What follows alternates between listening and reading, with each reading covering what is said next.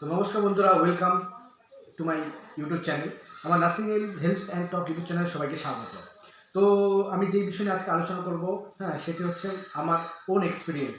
CPT exam যে হলো grade 2, তো আমি কীরকম দিলাম, রিভিউ কীরকম, ঠিক আছে, কাট অফ কত আসতে চলেছে এবং সিলেকশন প্রসেস। তো এই নিয়ে আজকের এই ভিডিওটি।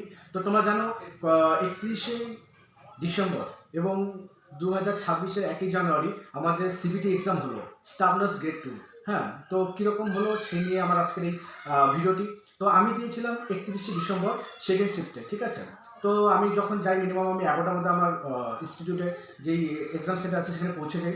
সেখানে গিয়ে তারপর 12টার মধ্যে দেখি ফার্স্ট শিফটে বন্ধুরা বেরিয়ে আসে। তাদেরকে জিজ্ঞাসা করি তাদের এক্সাম কেমন হলো। বেশিরভাগই একই কোশ্চেন ছিল বা উত্তর ছিল, যেটা সবাই উত্তর দিয়েছিল যে সবারই মোটামুটি ভালো হয়েছে, সেরকম একটা ভালো হয়নি। তো তাদের সেই থেকে আর কি বুঝতে পারলাম যে ফার্স্ট শিফটে যেটা হয়েছিল সেটা একটু টাফ হয়েছিল, ঠিক আছে, কোশ্চেন প্যাটার্নগুলো একটু টাফ ছিল। আমিও কোশ্চেনগুলো দেখলাম, তোমরা অবশ্যই হয়তো দেখেছো।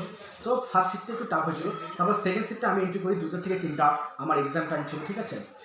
তো মেন হচ্ছে এক্সামে কিছু কিছু মিস্টেক আমরা করে ফেলি। তো আমি কিছু মিস্টেক করেছিলাম, সেটা হচ্ছে গিয়ে মিনিমাম 2টা থেকে আমাদের এক্সাম শুরু হয়। এক্সাম শুরু হওয়ার পরে আমি প্রথম থেকে কী করে আস্তে আস্তে করতে থাকি। তো লাস্টে গিয়ে কী দেখলাম যে টাইম ম্যানেজমেন্টটা করা খুব মুশকিল হয়ে যায়। তো আমি লাস্টে দিকে গিয়ে ঠিকমতো টাইম ম্যানেজমেন্ট করতে পারিনি।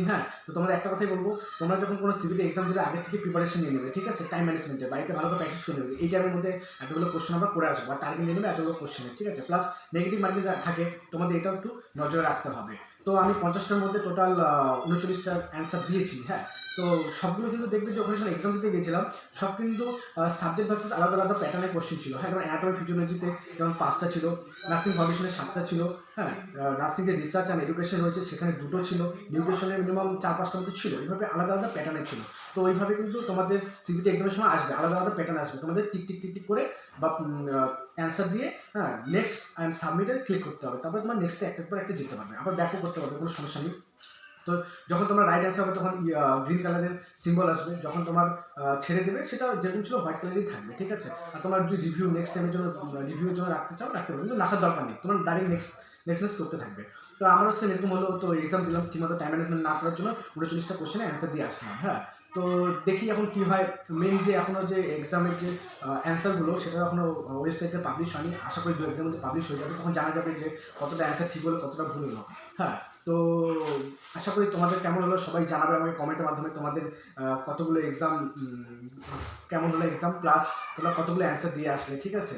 আর তো যেই বিষয় নিয়ে বলবো কাট অফ। এখন কাট অফের বিষয়ে কিছু বলতে পারছি না, কারণ যে দেখলাম বাপরে বা কম্পিটিশন। আমি আমার ইনস্টিটিউটে 11টার দিকে পৌঁছে গেছিলাম, 11টার দিকে গিয়ে দেখলাম বাপরে বাপ গরুর মতো লাইন। এত লাইন, মানে কি বলবো, প্রচুর কম্পিটিশন বেড়ে গেছে। কিন্তু কাট অফ যে কী হতে চলেছে একদমই বলা মুশকিল, যতদিন না অ্যান্সার কি আসছে। অ্যান্সার কিটা আসুক, তারপরে আমি একটা কাট অফ নিয়ে ভিডিও বানাবো তোমাদের জন্য। তো সেখানে আমরা ডিসকাস করবো, কারণ আমি একটা নার্সিং স্টুডেন্ট, ঠিক আছে। আমি একদম খুঁতে কিন্তু বানানোর চেষ্টা করবো, যে কাট অফ কতটা আসতে চলেছে। কারণ আমিও খুব এক্সাইটেড, আমার কাট অফটা দেখার জন্য। তো সেই হিসেবে আমি কাট অফটা রেডি করবো, সেই জন্য আজকে কাট অফ সম্বন্ধে কিছু বলতে পারছি না। কারণ আমাকে আরও ভালোভাবে রিসার্চ করতে হবে। কাট অফটা এক্স্যাক্টলি কাট অফ আমি নিয়ে আসার চেষ্টা করবো তোমাদের কাছে। আর যে রিভিউ, যে এক্সাম সম্বন্ধে এক্সপিরিয়েন্সটা কেমন হয়েছে, মোটামুটি এক্সাম হয়েছে, সবারই এক্সাম হয়েছে। মানে একটা কথা বলবো, প্রথম শিফটে 31 থেকে প্রথম শিফটে কিন্তু একটু টাফ হয়েছিল কোশ্চেন। তারপরে সেকেন্ড আর থার্ড শিফটে মোটামুটি অ্যাভারেজ মডারেট এসেছিলো। না কঠিন না সোজা বলবো, অ্যাভারেজ এসেছিলো। কিন্তু ফার্স্ট শিফটে থেকে সেকেন্ড থার্ড শিফট ভালো এসেছে। তারপরে 1 তারিখ 2026-এ জানুয়ারি মাসে যে সিবিটি এক্সামটা হলো, সেখানে প্রথম শিফটে যারা এক্সাম দিয়েছে বাপরে তার তো মানে খুবই ইজি। মানে কোশ্চেন প্যাটার্ন দেখে যা মনে হলো, আমি তো দিইনি, বাট তাও কোশ্চেন প্যাটার্ন দেখে মনে হয় না যে এরকম টাইপের যে ইজি লাগলো আর কি ফার্স্ট শিফটটা। সেকেন্ড শিফটটাও মোটামুটি ভালো ছিল, থার্ড শিফটটাও মোটামুটি ছিল। তো আমি ওভারঅল এটাই বলবো যে স্টাফ নার্স গ্রেড 2 কিন্তু এক্সামগুলো সেরকম ইজিও হয়নি, সেরকম কঠিনও হয়নি, মডারেট হয়েছে। তো তোমরা ভাবছো সবাই ভালো এক্সাম দিয়েছো, বেস্ট অফ লাক। আশা করি সবাই ভালো এক্সাম দিয়েছো। তো দেখো সবাই কিন্তু মোটামুটি অ্যাভারেজ, তোমরা যদি পার্সেন্টেজ ধরে নিয়ে 100 জনের মধ্যে কিন্তু 90 জনেরই ভালো এক্সাম হয়েছে।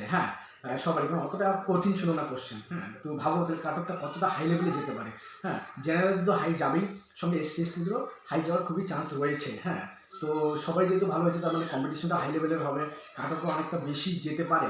তো তো আমার যতটুকু মনে হচ্ছে মিনিমাম 50টার মধ্যে যদি তোমার 30টা ঠিক করে আসতে পারো, 30টা যদি মিনিমাম ঠিক করে আসতে পারো, 30 দুগুণা কত হচ্ছে 60, হ্যাঁ। যদি একবার 30টা যদি ঠিক হয়, 50টার মধ্যে যদি 30টার উপরে তোমার ঠিক করে আসতে পারো, তাহলে আমার মনে হচ্ছে যে তোমরা ইন্টারভিউর জন্য কল পেয়ে যাবে, হ্যাঁ। জাস্ট একটা ধারণা দিলাম, হ্যাঁ। তার নিচে গেলে তো একদমই মুশকিল মনে হচ্ছে, যে কম্পিটিশন দেখলাম, বাপরে বাপ যা ভিড়। আমি যখন আমার শিলিগুড়ি ইনস্টিটিউট ছিল সেখানে গিয়ে দেখছি বাপরে কিছু বলার নেই, প্রচুর ভিড়।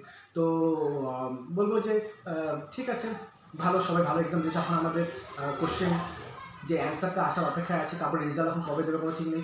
তো আপাতত থেমে না থেকে আমি বলবো সবাই এখন সিএইচও প্রিপারেশন নাও, হ্যাঁ। সামনে অনেক ডিস্ট্রিক্টে কিন্তু সিএইচও ছেড়েছে, জলপাইগুড়িতে ছেড়েছে, আমাদের জলপাইগুড়িতে ছেড়েছে, তারপরে মুর্শিদাবাদে ছেড়েছে, তারপরে হচ্ছে গিয়ে মালদাতে ছেড়েছে, বর্ধমানে ছেড়েছে, বিভিন্ন ডিস্ট্রিক্ট কিন্তু ছেড়েছে, হ্যাঁ। তোমরা আশা করি অ্যাপ্লাইও করেছো, সেগুলোতে যাও, ভেরিফিকেশন করো, বা এক্সাম হলে এক্সাম দাও, হ্যাঁ। সব দিকে চেষ্টা করো, কারণ যা কম্পিটিশন, শুধু গ্রেড 2 আসার বেশি থাকলে হবে না, আমাদের অন্যান্য কিছু যেগুলো আছে সেগুলোতেও একটু চেষ্টা করতে হবে। তো তোমরা সিএইচও, তারপরে এমনি স্টাফ নার্স যেগুলো নিচ্ছে আর কি কন্ট্রাকচুয়াল বেসিসে, সেগুলো তো চেষ্টা করো। প্লাস এইমসের তো এক্সাম আছে, সেগুলোরও প্রিপারেশন নসিতে বলবো তোমাদেরকে। তো আর যেটা প্রসেস, কী প্রসেসে গ্রেড 2 সিলেকশন হবে সেটা তো এখনও ওয়েবসাইট, মানে ডাব্লিউবি এইচআরবি বোর্ড থেকে এখনো জানায়নি, হ্যাঁ। হেলথ রিক্রুটমেন্ট বোর্ড থেকে এখনো কিছু জানায়নি যে কীভাবে সিলেকশন প্রসেস হবে। তো আমি বলতে চাই না যে এইভাবে হবে। তো একটা আইডিয়া আছে, সিলেকশন প্রসেস নিয়ে আমি একটা ভিডিও বানাবো, তোমরা আমার চ্যানেলটাকে সাবস্ক্রাইব করে রাখো। ওটাও আমি কাট অফ নিয়ে একটা এক্সট্রা ভিডিও নিয়ে আসবো, আর সিলেকশন প্রসেস নিয়ে একটা আলাদা ভিডিও নিয়ে আসবো। তো আপাতত আমি দিচ্ছি না, কারণ সেরকম এখনো রিসার্চ করা, আমি রিসার্চ করে তারপর আমি এই দুটো ভিডিও নিয়ে আসবো তোমাদের জন্য। তো আমার এই চ্যানেলটাকে তোমার সাবস্ক্রাইব করে রাখো, কারণ বিভিন্ন ধরনের জব আপডেট আমি এই ভিডিও, আমার এই নার্সিং হেলথ স্টক ইউটিউব চ্যানেলে দিয়ে থাকবো। তো আশা করি সবারই পরীক্ষা ভালো হয়েছে, সবাই আমাকে জানাও যে সবার কাট অফ কতটা আসতে পারে, কে কতটা অ্যান্সার রাইট করেছো, হ্যাঁ। আমার খুব জানার ইচ্ছে কার কোথায় সেন্টার পড়েছে,